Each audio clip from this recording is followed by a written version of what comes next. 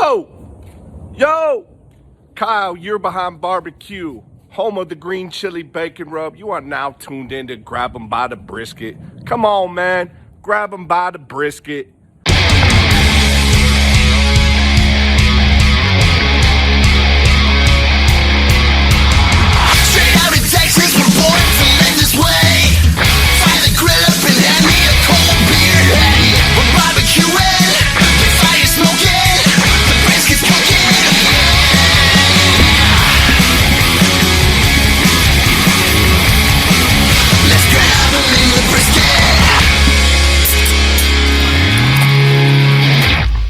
I love the Brady Bunch style intro where everybody is just doing their own little thing on the squares on the side. Can we look like they do? Does it look like I'm looking at James? Right. No, I think you have to turn to your left or right. That would. I don't know. It's different on mine, I guess. Yeah. So we had a little bit of technical difficulties. Jan's over there at home base. Jan, can you hear us? Or are you coming in? Or are you frozen?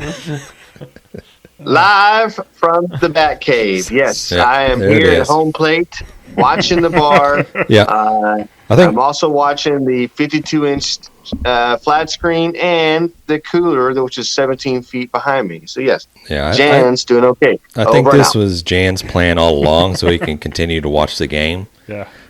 Pretty soon, Matt's going to have technical difficulties, and he's going to be like, I got to go look at... Help Jan. I'm recording in my Jan out real quick. Game room there. Yeah, is this coming in? It sounds like it's not working, or it's not sound good. Okay.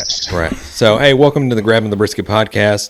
Thanks for tuning in. Yeah, I mean, honestly, there's a lot of different podcasts out there that you guys can be checking out, and you chose us.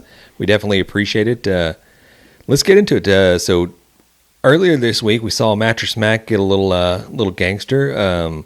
Obviously, our home base is here in the Houston area, and we're quite familiar with Mattress Mac. And I know Mattress is big all across the country because he's known for all these big bets that he puts down on his hometown teams and other teams in the state or whatever. But did y'all see him go get a little nuts on somebody? Yeah. It was a short clip, but there was a lot of F-bombs. Mm-hmm. Yeah. Yeah, I heard him talking about it, and he was saying that he wouldn't have, if they were just hassling him, he wouldn't have said anything. But it's when he was when that guy was saying that Altuve cheated and everything, that's when he said he had to stand up for his boys or whatever. So, love it.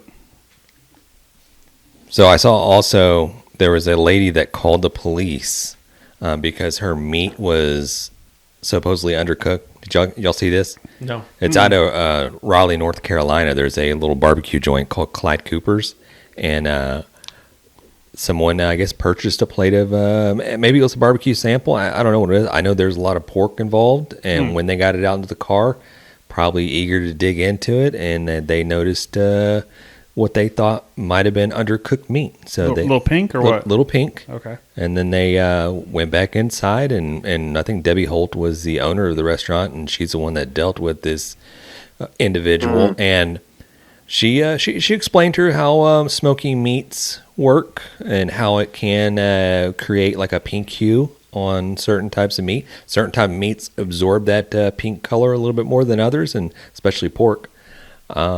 She did not like that answer, and I don't know if she was looking for a refund or if she was looking for the meat to maybe go back on the grill and cook a little bit longer, but she went outside, she called the cops, and cops showed up, and I think there's like a little bit of a confusion on the cops' end, basically why the hell are you wasting my time? What are we doing here? Somebody's got to pay for this. Right. Exactly. Yeah.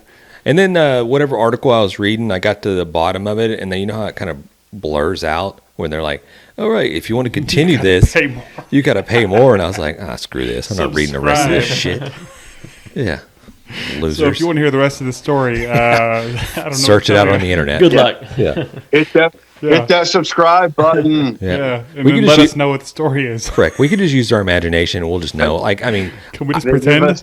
She was probably tased. Right. Yeah. That's the story we should go with. She got tased, and then they force-fed her the smoked pork and everything. Yeah. Then the cops were all in the back of the pit room, all Super Trooper style, and they're sitting there posing with the whole hogs and just eating barbecue plates and stuff. Yeah. Sounds accurate.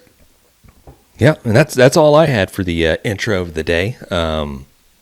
We got a fun little planned episode for you guys. We're going to talk turkey as well. I know the previous episode we talked a little bit about giving you a few tips and tricks on how to improve your turkey game. So this episode we're going to go into talking about the different methods of cooking turkey. Absolutely, yeah. So maybe we should have put this one out first, but if you haven't heard the last one, there are definitely some badass tips that you may not know. So go listen to that one when you're done with this one. Yep. The also is there is a recipe we may put up here tonight. Just a recipe. What kind of recipe is this, John? Well, we've got a couple we're going to talk about, but we definitely have a brine full recipe that we're going to post here in a minute. So Okay. We're ready to take a screenshot or whatever people do now. Yeah, Screen it. yeah, screen it. With Also, that, go ahead. go ahead. No, please, Jan, I was please. saying, before we also have one more thing, John. There is a noise tonight. When this noise is being played, what are we going to be doing? Drink. What noise is this? That one right there. That scream noise you just heard. Oh, we're supposed to drink. He It said- already He's started. like, that's the noise? Okay. All right. With that, let's do the hot off the grill barbecue news. The biggest thing I got here is Memphis in May. I don't know if you guys heard, but they had to switch locations last year. Something to do with the taxes on the location or something. I don't remember the whole story, honestly. Somebody else probably trying to get their hands on that money. Yeah, probably. And I think you can hear more about that actually in the Barbecue News magazine, who sponsors this segment for us. But they're going back to their original location this year, or this coming year. So that's big news, and everyone's pretty excited about that. We haven't been out there, but we need to get out there. Yeah, next year, definitely. 100%. And then the other thing is, and we talked about this last week, we're still doing the 10% off on Oklahoma Joe's.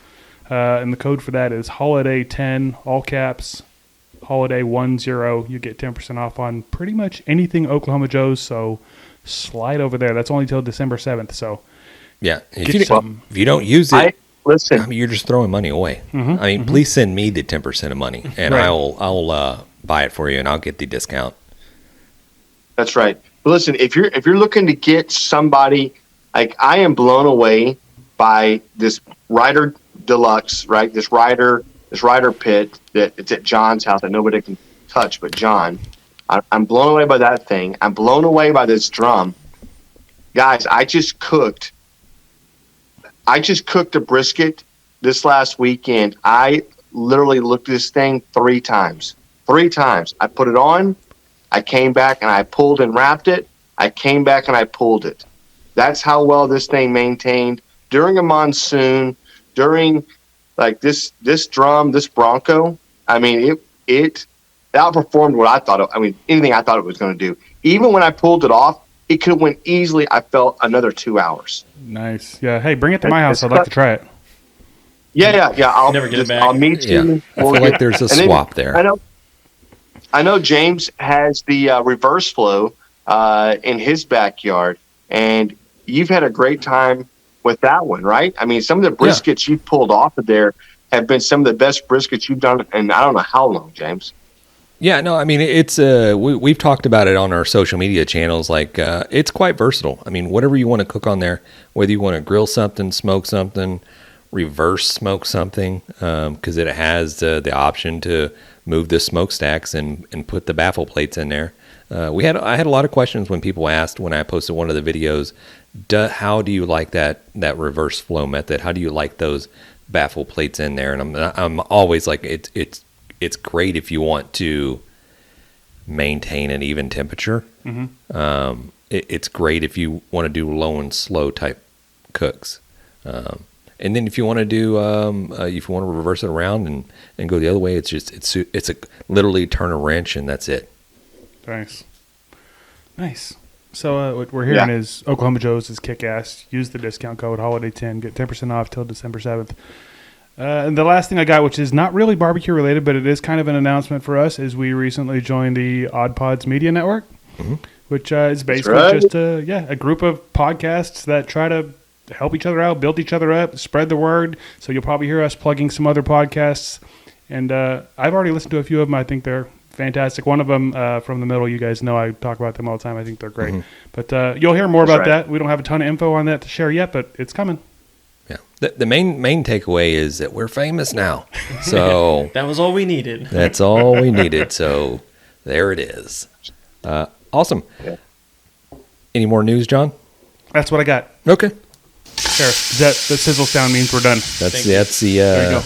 exit that I needed to hear, John. All right. So, in cooking any turkey, before we get into methods as far as the different methods, I mean, there's one constant out of all these different methods, and you got to brine that turkey. I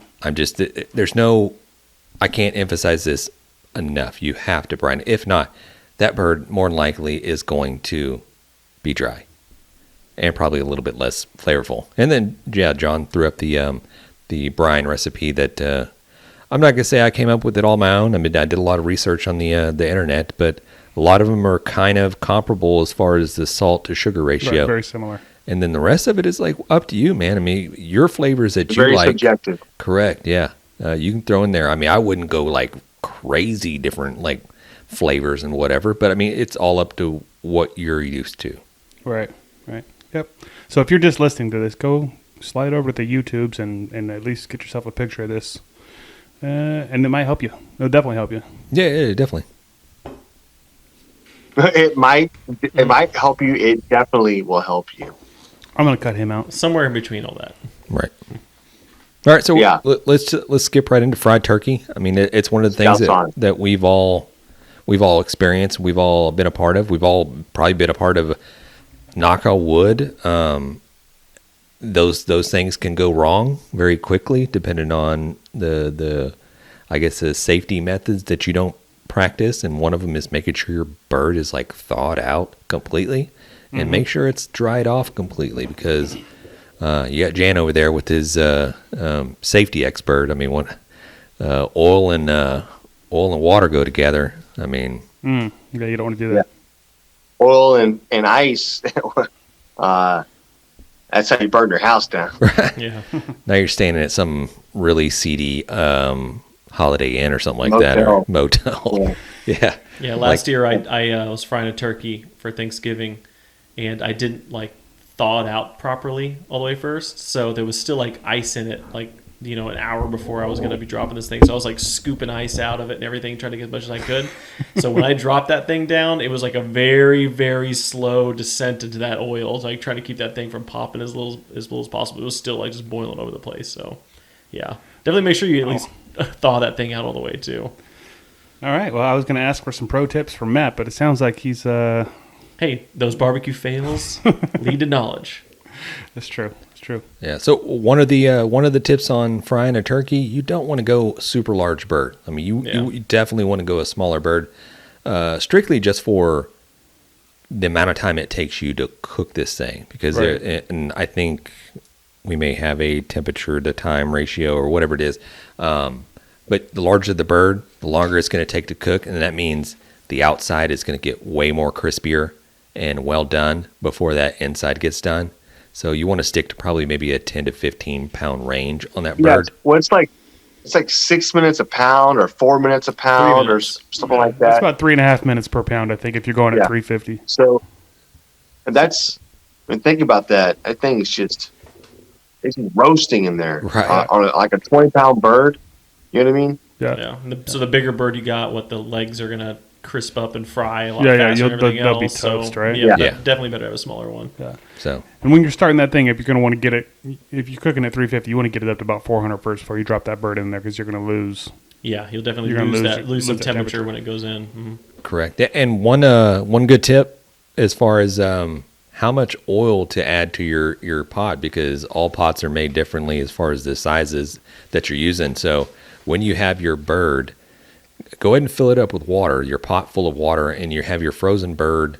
Go ahead and drop it into that water and try to find where that level is, where it's completely submerged, but not like that way you can tell like it's not going to overflow. Like I filled this thing full of oil and I got all this hot oil going everywhere, and I'm going to drop my bird in, and you're going to have about 2 gallons of oil spilling out. So it gives you kind of a guideline as far as how much oil I need to add. Yeah, and if you're not going to do that, if you're going to be unsafe about it, make sure you video it so you could possibly win some Sucklebusters. Right. That's right. You want probably about 4 to 5 inches of space between the top of the oil to the top of the pot. Mm-hmm. So And that about thing's definitely gonna be popping. 20 to 25 feet away from your house. Yeah. Right. And do you guys put the stuffing in the bird when you're getting ready to drop it in there, or how does that work? No, No? you don't do Okay. that. No. Oh, also Don't do that. Remember to pull out that pack of giblets and everything in there before you fry your bird too. Oh, and turn the propane off when you drop the bird. That's a good tip, especially if you haven't done it before. Just turn the get all the way up to 400 or whatever, cut the propane, drop it in, and then turn it back on again. That way, if you do have some spill, you're not dumping it all over the fire. That's pretty smart, actually. Yeah, Matt said something smart. There it is. Good. He's waiting for applause. Right. I was waiting. I was like, Cue up the applause. So the best oil to fry with, obviously you can use quite a few out there, but you want to select an oil that has a high smoke temperature, meaning it will not burn or will not catch fire. It doesn't. Yeah, you're talking about something. It has to burn longer for it to burn up, essentially, or what? Yeah, to ignite. You know what I mean? Right. Okay. Where you start seeing the smoke coming off of it. Peanut oil is one of the more high smoke temp oils out there, and it's widely used by everybody. Of course, there may be some people out there that have like a peanut allergy or whatever, but there's also some oils out there that have a very low smoke point, and I think maybe vegetable oil or one of the canolas, or I'm not really sure. Yeah. All I know is peanut is the best, and it's usually what you see. What about like beef tallow? Can we do one in beef tallow? Oh man, you know what? Try it, John. Try it. Right. Probably the best damn turkey you ever had. Right. How many? Why does my turkey taste like a brisket? This is fantastic. I'm sure somebody's going to do it. Yes, if you do, let us know about it. I've only ever done peanut oil, and I've never been disappointed. So I don't know about doing vegetable or canola or anything else, but peanut oil always works. So with frying, I have not fried a lot of turkeys. As far as temperature when you're pulling it, I'm assuming it's the same. But do you have to pull it any sooner, or I pull it about 170. 170. 170. In the are you talking in the dark meat or where are you checking it? Like wherever you think it's going to be the coolest. So like if you got a large breast on that turkey, then probably right in the center there. Okay, and you're pulling 170. Mm-hmm. Okay. And then letting it rest 15 minutes after I pull. So it's probably getting up to 175 or more. Yeah, it's going to continue cooking after you pull it. Okay. Yeah, and the little guideline that we have, so deep frying a turkey will take about 3.5 minutes per pound to fry at 350 degrees Fahrenheit. A 12-pound bird will approximately take about 42 minutes to deep fry. And as Matt alluded to, the thickest part of the thigh should be around 180 degrees Fahrenheit. There you go. Yeah, I do. I know that says 3.5 minutes per pound. I do 3 minutes per pound and pull it 170. So yeah, and here's your own. Here's another pro tip. Go ahead and get yourself a rack of ribs and cut them up, season them up a little bit. Please season them, and then throw it in the oil and deep fry some ribs. Yeah, it's good. Yeah, it's good. And while you got that oil going, just throw whatever the hell else you want in there. Exactly. I did a whole chicken last time. I did the ribs, like whatever else I could find. We were just frying in there while we had that thing going. So it's so funny how that happens, right? Yeah. I mean, it's already fired up. Let's cook something else. I'm the same way with the smoker. You didn't buy all that oil just for one turkey. Come on, we got to get the best use out of it.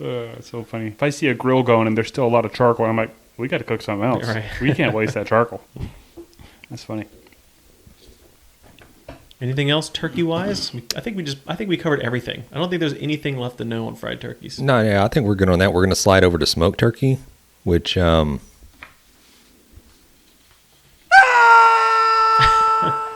know what the scream means.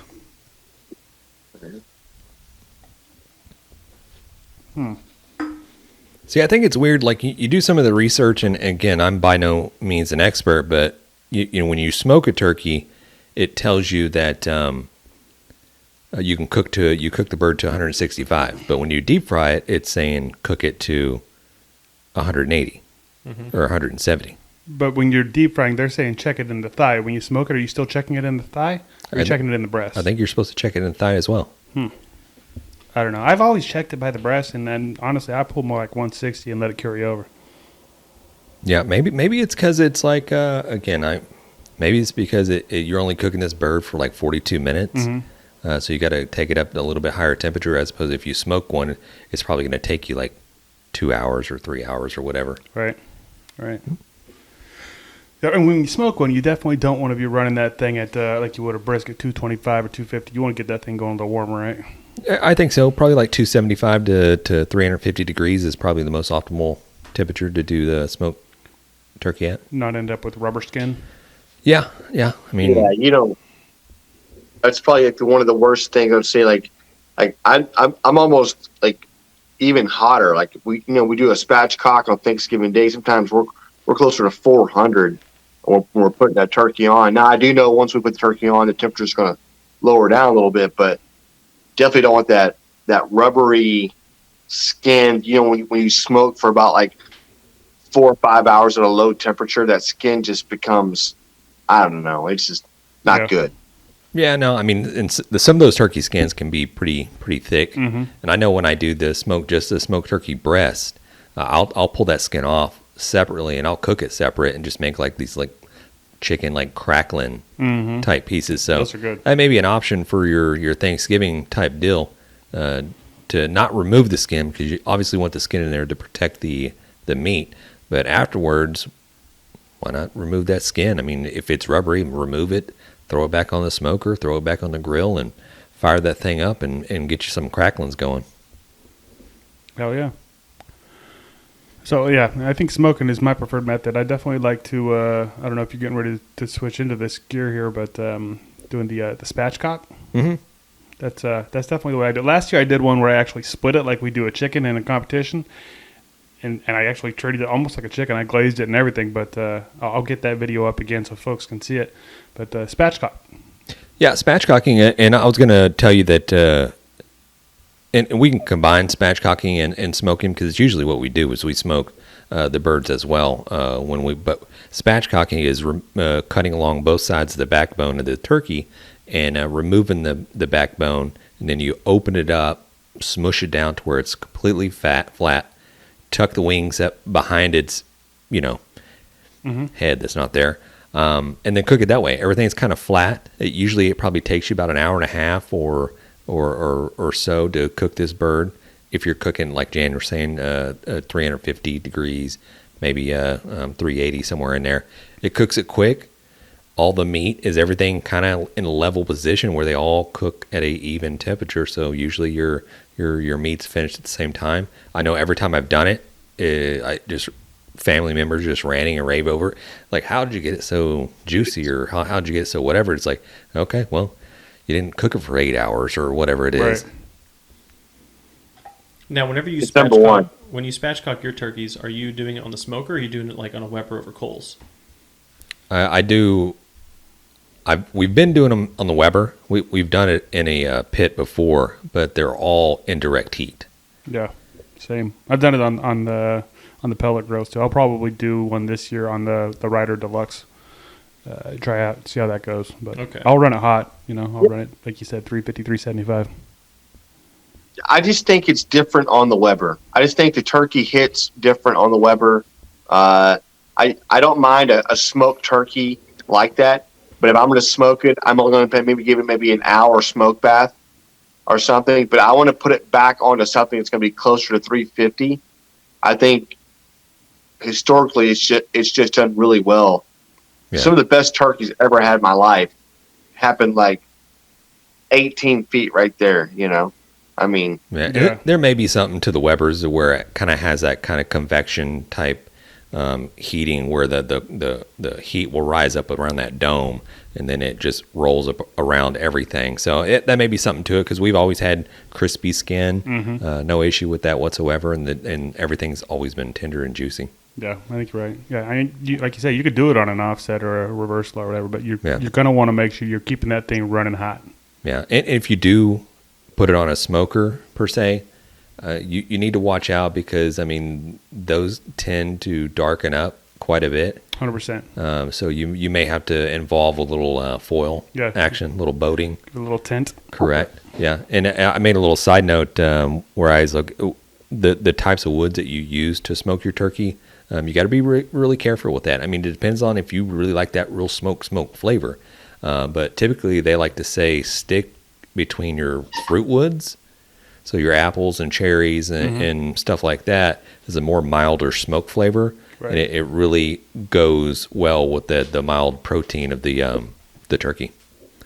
Yeah, you could use oak, you can use hickory, but you're definitely going to want to like limit. Right. You want to hit it with no mesquite. No, not really.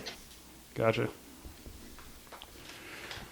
All right, is that wrapping up our turkey talk? We have any other tips, Matt? You got anything? I think that's it. I got one really quick. So if you're smoking it, don't forget to put a drip pan. Whether you're in a Weber or you're on a smoker, put a drip pan underneath it and catch those juices. Mm-hmm.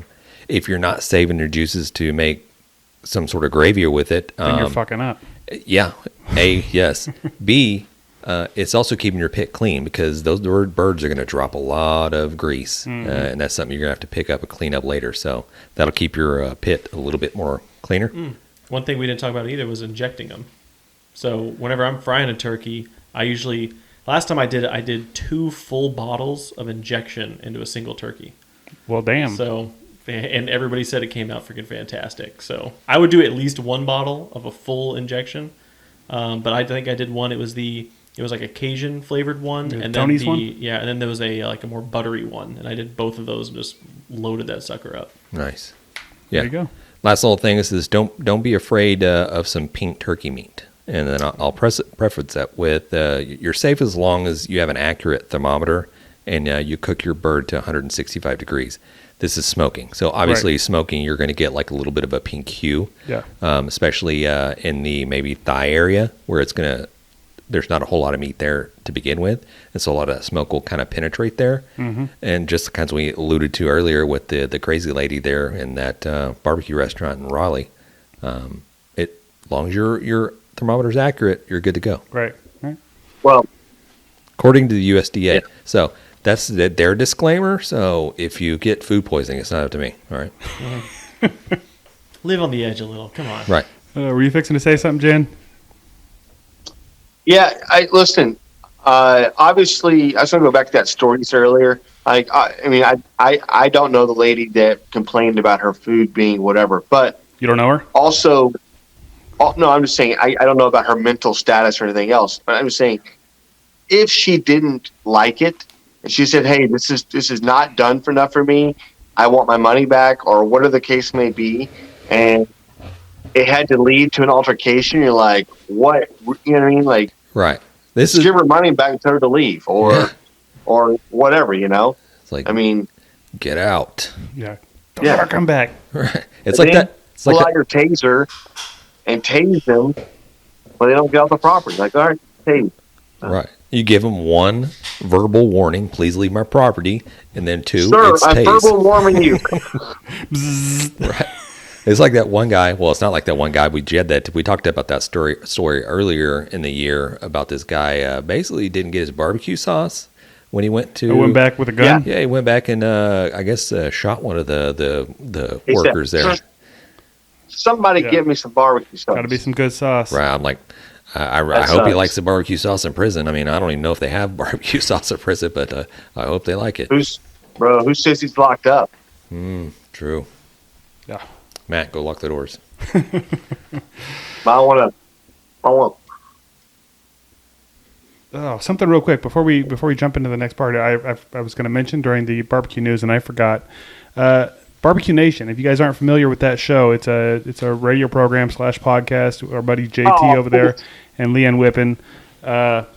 We're going to be on their program. We're recording with them next week, so I don't know if it'll be out like at the end of the week or the next weekend or whatever. And we'll put some stuff out there on our social media about it. But that's cool. Hopefully, we'll be on the radio, which is super awesome. Yeah. We'll probably get picked up. Next thing you know, we're famous. We'll have much better producing, and everyone will be happy. Yeah. But I'm excited about it. I mean, I think there's like we missed a phone call from Joe Rogan or something like that. Yeah, but yeah. I mean, that's no big deal. Famous. Forget that I guy. love how John turns around and goes, and then we'll just become this, and then we'll be happy. Right. It's like Yes. the end. The Ta-da! end. Yeah. When does the money start rolling in? Happily ever after. Yeah. And I guess this probably takes us into the Well, before we get into the beer review, let's pay some bills real quick, and then we'll slide Very into intense. There it is. There it is. Always pushing John. I'm sorry. Yep. This episode is brought to you in part by Oklahoma Joe's new Ryder Deluxe pellet grills. Since the company's humble beginnings in 1987, Oklahoma Joe has helped those who appreciate the process and the craft of smoking. What began with Joe Davidson, a member of the Barbecue Hall of Fame, and a dozen hand-built smokers at the Oklahoma State Fair over 30 years ago, has since forged an Oklahoma Joe's brand that builds some of the most sought-after smokers. Oklahoma Joe has a proud history of creating uncompromising smokers and grills with carefully crafted design, and the newest generation of the popular Ryder Series pellet grills carries on this tradition. The new features in the Oklahoma Joe's Ryder Deluxe pellet grills include a Pit Control 2.0 system that delivers the category's first dual-sensor temperature control. Fire-focused dual-sensor feedback Martinhouse, optimizes temperature control based on selected cooking styles, low and slow smoking, or high-heat grilling. A power feed system that boasts the high-torque auger motor that powers through pellets for incredible power and performance.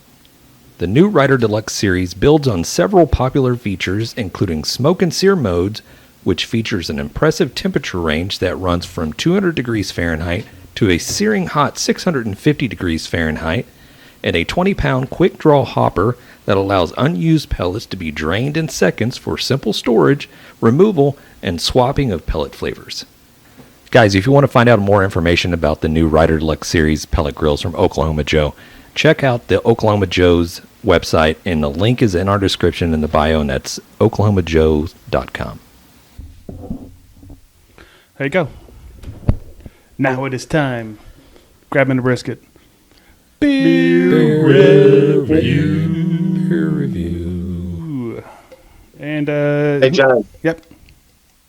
Hey, next time, I think you got to mute your mic next time when we go through the ads there. We couldn't hear anybody except for you Oh, because you were talking. Anyways, who brought this beer? okay.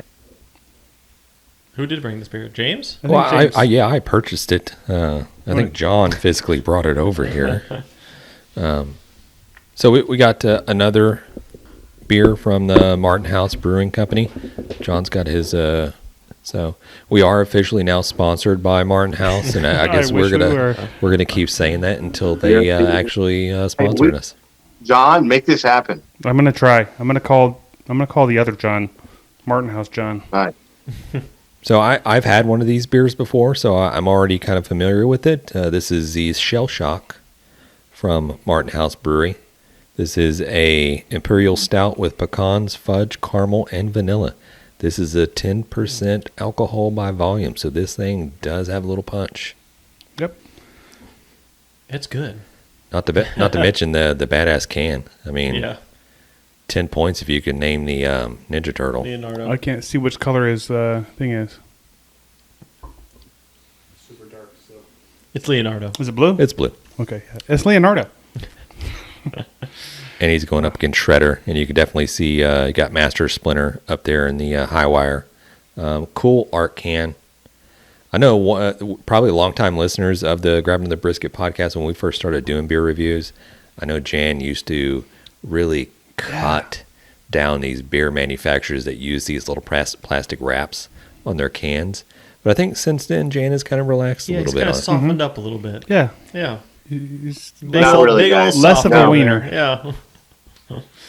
No, I mean I understand why they do it, but yeah, you know what? This is great artwork. This is just, and once you start noticing how good the artwork really is, it really doesn't matter. To be honest with you, you know. Yeah, I mean, they can contact me. I can draw a Ninja Turtle, so it's probably look just like this. Yeah. Okay. Well, maybe we can get our own Grabbing the Brisket beer. Yes. Yeah, That's all what I'm you have to talking be able to do is draw a turtle. So Hey, Now what, Martin House? Huh? I guess we could actually talk about the beer a little bit. we could do that. about. Let's go into it. Yeah. So I don't know how many Imperial stouts you guys have had, but usually they're like pretty like harsh. They have like a strong bite to them. This is Yeah. surprisingly smooth. Like I had to like double take like at the scroll here. I was like, is that really an Imperial stout? Because it's very, very smooth. I mean, it's got a lot of stuff in there: pecans, Yeah, a fudge, lot of caramel, flavors. vanilla.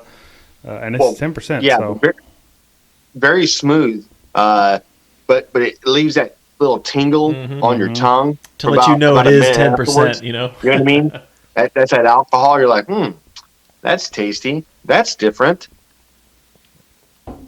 They don't say it on there, but I swear I'm getting like cherry flavors out of this thing. Maybe that's just me, but I'm loving the flavor too. I think I've already told you this, guys. This is probably one of my favorite stouts that I've ever had.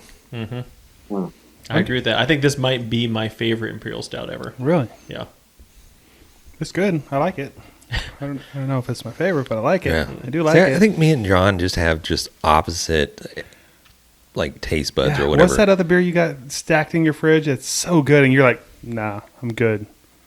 You got It's that No Label Brewing Gillies beer. Yeah, it's so good. Straight trash. No, it's really good. Straight trash. Yeah, we're not going to review that because it would be a waste of time. You'd Right. give it a 3, and I'd give it a freaking 8.5 or 9. I give it a 0 now. So Jan, you have any other notes on this? It's tasty AF. You shouldn't say that. They already have a beer by Saloon Door that actually has one that. It's a great beer. I don't know if it actually beats the Tasty AF for me though. And that's a peanut butter stout. The ridiculous or whatever. AF. Yeah. Well, they have two. They have the Tasty and they have the ridiculous. But we're not talking about that. We're talking about this one. I probably shouldn't have said it. It's late. great. It's a great beer. our sponsorship is out the window It's now. not my what? I said our sponsorship is out the window now. It's an 8.4. Wow. Okay. Cheers. God dang it, I should have thought of a This number. beer will tell you 100% whether you're getting messed up for the night or not. You know what I mean? Like, this is the beer you get to. Like, this is your first beer or second beer of the night. It sets the tone for the rest of the night. You know what I mean? Yeah. This is what you start off with. This tells you, let's go. Yeah. I'm going to go ahead and go next because I want to raise the bar on this thing because I'm really, really liking this beer. I'm going to give this a 9.5. What the f- Yeah, I really, really like this Imperial Stout. It's smooth. It's the flavors in it are just hitting just right. And like Jan said, Yeah, it's got it's like that a little little bit of cough tingle. syrup. Yeah. Is there like a little bit of that cough syrup taste to it? No. You know what I mean? No, I'm That's not getting the that cherry. at all. That's in the this one. cherry he's talking about, I think. I know. I'm just kidding. I'm Yeah. just kidding. It's a joke. No, but no, it's funny because a lot of these kind of beers, they do kind of have that little bit of that in there. Right. You know, but not this one. This is No. an excellent beer. Okay. Yeah, Hey, well, do you guys like how I put the little ticker on there? Can you I guys do. see that? I do. I'm Isn't that looking cool? at it, yeah. If you're not watching us on YouTube, you should be because it's super fancy. Dude, hey. Looks Almost good, like John. you know what you're doing. Jan. Professional. Almost. Yeah. hey, Martin House Brewing, these are mad scientists already. They're putting out how many different flavors of beer a year? Oh, God, A so lot. many. You remember how many? It was a It lot. was I don't remember. 150, It was 100. something like that. A couple, like 100 or something. Yeah. It's crazy how many they pick. Yeah. So They do Go a lot back, of yeah. they do a lot of just like throw a bunch against the wall and just see what sticks. I think Man, you're when right. Kinda they deal. stick, they stick. Right, for sure. Yeah. yeah, they're good. I'll jump in there. I think Matt kind of hit the nail on the head there. A lot of the Imperial stouts and a lot of the stouts in general that I've tried always have been bitter. And you just had that kind of just like bitter chocolate, almost like burnt chocolate, and they throw in that peanut butter. And it just I think that's it's what John and I good. like about it. It's good, but I'm just like I'm not You a know what I fan. mean? This right here, I'm a fan 100%. I will go to HEB and I'll purchase another 2 4-packs of this just to have in the garage. I'm going to go, oh man, I don't want to copy Matt, but I'm going to go 9.6. Oh, Wow. nice. Yeah, Good I score. like it. Good score, James. Look at you giving a real score. Yeah, right? Not Okay. a round number for the first time in like probably 8 months. Okay. There it is. I like it. I like it a lot. Don't. I'm not going to do what everybody thinks I'm going to do. Yeah. Bro, you know you're closer to me. I'm than you're closer to 100%. them. I like it. For me, Like James is not in for the peanut butter. I love the peanut butter chocolate combo and a stout. It's my favorite. This is still good though. But like Matt said, I'm tasting a little cherry in there, and for me, is a little bit cough syrupy. But again, I do like this. I would buy this. I would drink it again. I'm gonna go 8.1. This is good. It's very good. A1. That's a weak score. It's a great beer. Whatever. Yeah, Yeah. it's good. I like it. But this is it's almost like a chocolate covered cherry flavor right here. It's a very decadent beer. It's a cordial cherry. And it being 10%. I mean, let's go. That definitely you helps know what the you're score, doing. right? 100%. Yeah. Well, Great beer. Hey, let's not waste any more of this beer on you. Can you just hand me the rest of yours? mine's almost gone here. So, Okay. Well. Hey, we scored it high too, Matt. We're not giving Right. any of this away. yeah, wiener. All right. So, hey, this concludes son of a grabbing the bitch. brisket. Beer review. Are you telling me nobody else planned the rest of this episode out? Jesus. We have a guys. fundraiser coming up this weekend. Yeah, we do. We So do have we're doing the fundraising. I think James and Matt or somebody had gotten together, and with the Rachi family, and we're doing a fundraiser for what was it for, James? So we're cooking briskets for, it's the Orphan Grain Train. It's a charitable organization that Mr. Mike Rachi is a manager for in the Houston area. So he invited us out, asked us if we would cook some briskets. We were like, yeah, hey, we'd love to help out. So we got that going on Friday. I do have a chili cook-off at work tomorrow. Nice. So I have that going down. So we need to get prepared for that. And I mean, I'm just gonna have to kick everybody's ass. I mean, I don't. My work chili thing is so, I guess. How do I put this where I'm not going to offend anybody? I think it's ran well, but I think it's definitely not a competition ran chili cook-off. You know what I mean? They have a lot of volunteers that get together, and then they kind of organize the event. And but I can tell you for sure, one year, and I haven't changed my recipe up whatsoever, but one year I went in there, and I think there's 8 judges, and I got like 9. I think it's a score from 0 to 10. First of all, why do you even have 0 on this thing, right? So it's 0 to 10, and there's about 6 to 8 judges. I don't remember how many it was, and it was like my scores, and they give it to you a week after, so you can see where you fell into. That particular year, we did not win, or we didn't place in the top 3 or whatever they call out. So I got the scorecard, and it was like 9, 8, 9, 10, 9, 8, 0. 0? What? 0. And that 0 just shot me out. Like there's no way of recovering from, like, I'm like, what's going on there? It's like somebody just didn't Did you ask? No, I didn't press it. I mean, Was it spicy?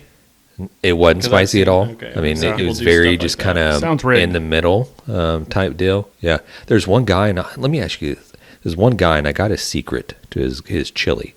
And I'll put it out to everybody in the world. You're because messing up, bro. I don't care. This is how you lose lips, sink ships, man. You can't give all them secrets out. Well, I'm not saying I use this, and I don't use this secret, but he uses tomato soup in his chili, and the dude wins. I mean, I guess he's probably been winning. Very familiar taste. Right. He's been winning. Also, he was always usually the first one that signs up, and he's like table number 1 or spot number 1, and he's the first picked up. I don't know if that has anything to do with it. I think so, because people are hungrier and they want to taste it. By the time you get to the 50th chili, I'm sure it kind of starts Right. running together a little bit. True. How many teams they usually got out there? This year, I think they have about 15 teams. Okay. Yeah, it's gone up to where we've had like about 30 or so teams, and it's pretty cool. They do little skits. People will do performances out there because you got showmanship and then you got chili, and they do a dessert contest as well. So usually people that do the showmanship, put on the skits and stuff like that, they really don't give a shit about chili or whatever. Then you got people like, oh, I'm going to cook chili, but I really don't care about doing a show. So usually it's like, but it's so freaking awkward. You got to stand by your table, and all the judges come by. There's like 6 of them, and you're just like standing, just staring at them awkwardly. It's like, oh, stirring your chili, like, and they're just waiting for you to do something. Bro, you gotta sell it, baby. You gotta. That's how you sell it. Yeah, I did dress up. Probably my first year there, second year, I did dress up like Dog the Bounty Hunter. And I didn't win. So after that, I was like, I'm not doing it anymore. I'm not embarrassing myself in front of my coworkers. You gotta dress up tomorrow. Yeah, you should. No, not happening. So that's what I got going on. And also, I mean, we're cooking for the charity. So we got a shit ton of briskets that we're gonna bust out on Johnny in June. So it should be fun. Should be a lot of content and a lot of stuff that we created. Yeah, that's right. Grabbing the brisket is cooking some briskets for a charitable cause.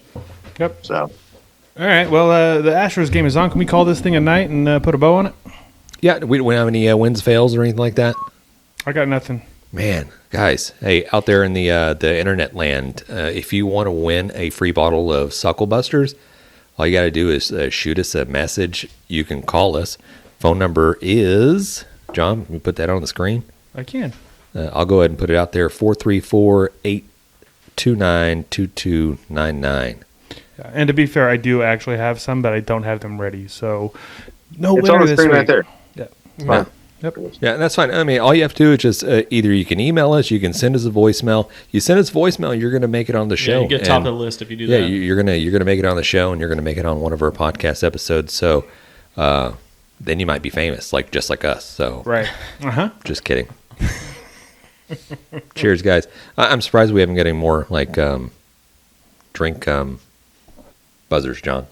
I think we're just drinking enough as is, but yeah. Already drank, John. There it is. There it is. So if people wanted to get a hold of us, John, where can they go? Yeah, John, where do they go? GrabTheBrisket.com. And that's where you'll find all of our stuff. All the stuffs you want to find will be on GrabTheBrisket.com. All of our social medias, all of our swag, all of our videos, all of our podcasts. You can find it all right there. GrabTheBrisket.com. Yeah, I love that. And I don't know if you guys do this as well, but I'm sitting at work just doing my 9 to 5, and I'll just Google Grab the Brisket, and just so much Grab the Brisket just comes up everywhere. So now I'm just like, I don't want to feel like a jackass. They're just like, hey, just Google Grabbing the Brisket. It's a lot quicker because our website will show up, all our YouTube videos, all our TikToks, and all the Instagrams and stuff. Like everything just pops up. And I'm like, oh, interesting. Yeah.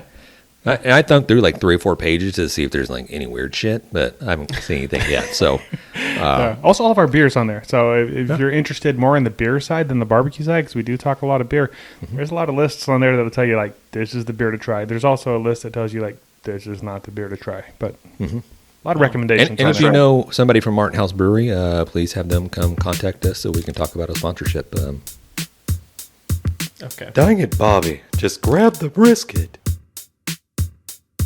We'd like to give a special thanks to Sucklebusters Barbecue Rubs and Sauces, Bolner's Fiesta Spices, CoolieNation Custom Koozies, Cambro Manufacturing, YETI Coolers, the Smoke Sheep Barbecue Newsletter, and Dalstrong Knives. We definitely appreciate your support.